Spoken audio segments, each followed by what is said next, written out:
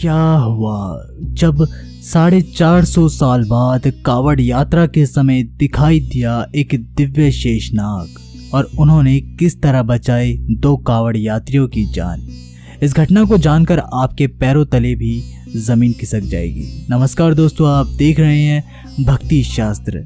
अगर वीडियो पसंद आए तो लाइक, शेयर और चैनल को सब्सक्राइब करके बेल आइकन को प्रेस करना मत भूलिएगा और एक बार सच्चे दिल से कमेंट बॉक्स में जरूर लिखिएगा, हर हर महादेव। दोस्तों, कावड़ यात्रा बहुत ही पवित्र और बेहद ही कठिन यात्रा होती है। इस यात्रा के दौरान भक्त पवित्र स्थानों से गंगाजल लेकर आते हैं और भोले बाबा का जलाभिषेक करते हैं।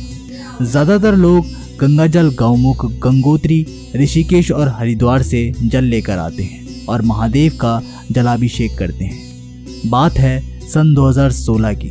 उत्तर प्रदेश के झांसी में रहने वाले 2 भाई राकेश और सुरेश हर साल कावड़ यात्रा निकाला करते थे और उस साल सावन के प्रारंभ होते ही उन्होंने कावड़ यात्रा की शुरुआत कर दी। उनके साथ झांसी के और 17 लोग उनके साथ कावड़ यात्रा में शामिल हुए थे।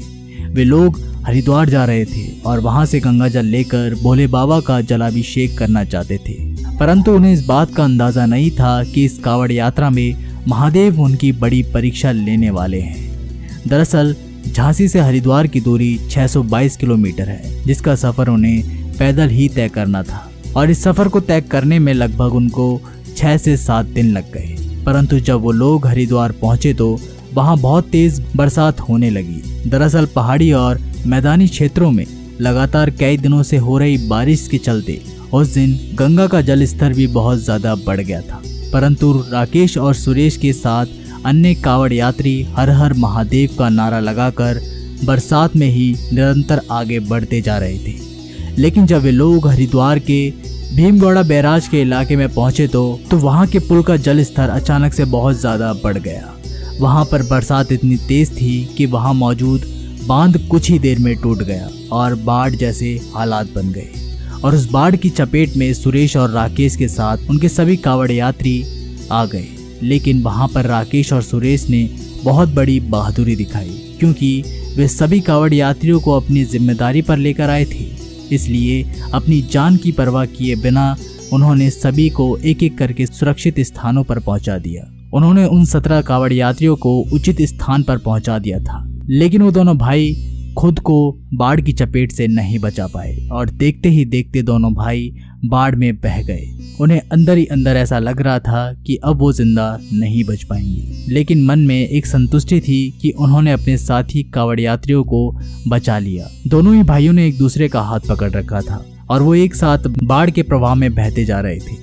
लेकिन उसी समय वहां पर एक बहुत बड़ा चमत्कार हुआ। दरअसल उन दोनों का हाथ एक मोटी रस्सी में जाकर फंस गया और वो उसी रस्सी के माध्यम से धीरे धीरे आगे बढ़ने लगे। अब वो एक रस्सी ही थी जो मात्र उनके जीने का सहारा थी और उसके बलबूते पर वो देखते ही देखते सुरक्षित स्थान पर आकर पहुंच गए। लेकिन जब उन्होंने सुरक्षित स्थान पर पहुंचने के बाद होश संभाला और पीछे मुड़कर देखा तो वहां का नजारा देखकर वो बहुत ही ज्यादा चौंक गए, क्योंकि उनको भगवान शेषनाग ने स्वयं दर्शन दिए थे और जिस चीज के माध्यम से वे लोग सुरक्षित स्थान पर आए थे वो कोई रस्सी नहीं बल्कि शेषनाग ही थे। उस स्थान पर उन दोनों ने शेषनाग जी को प्रणाम किया, जिसके बाद वो विलुप्त हो गए। राकेश और सुरेश पुनः अपने साथियों के साथ हरिद्वार गंगा नदी पहुंचे। वहां से अपनी कावड़ में जल भरा और पुनः झांसी आकर महादेव का सच्चे मन से जलाभिषेक करा। इस घटना को लेकर आपके क्या विचार है दोस्तों, हमें कमेंट बॉक्स के माध्यम से जरूर बताइएगा।